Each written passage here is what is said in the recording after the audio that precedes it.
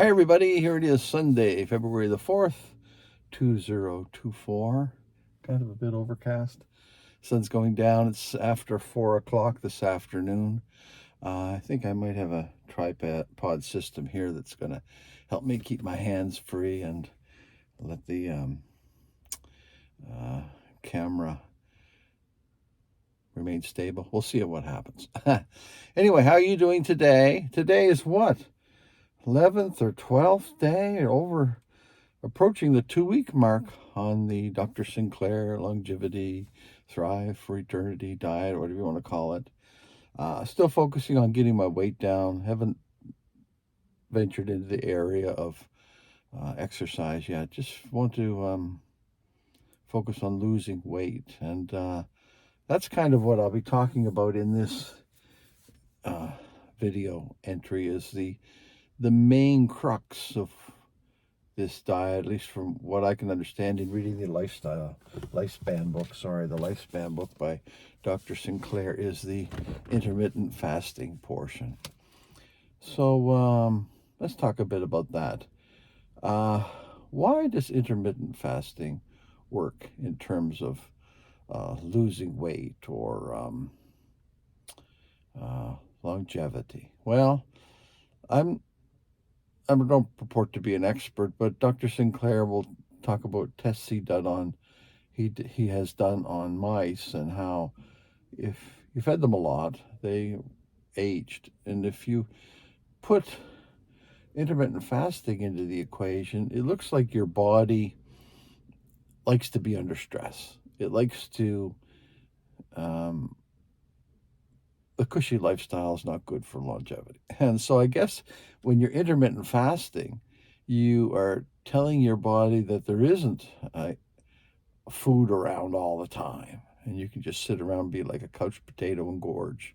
Even though in the Western world, that's pretty well what we could do if we wanted to, because food is relatively cheap and we don't have to go and hunt and gather it. Or even like when we make our bread, we don't have to sit there and grind all the grains down by hand or whatever, like they used to do in the olden days. So currently I'm pretty well going at about, I'd say in the afternoons. Sometimes I'll have an oatmeal cookie. I'll take that to the coffee shop with me. But generally speaking, I'll have like one long period of eating in the evenings, maybe from like 4 o'clock till 8. So that's sometimes a little later. That's about 4 hours. So that's 1/6 or 1/5 of the day. Dr. Sinclair says it's a good idea, or she suggests you start off with just not eating just eat for 8 hours. So like from noon till 8 o'clock at night. So I'm going a little bit better than that. And I have noticed that once you get into the rhythm of it, you don't really miss that breakfast meal. If you start eating, say, at lunch, you can eat you miss your breakfast meal, but you have coffee, and and that's kind of gives you something for your mouth to do, something to munch on or chew on or drink on or whatever you want to call it.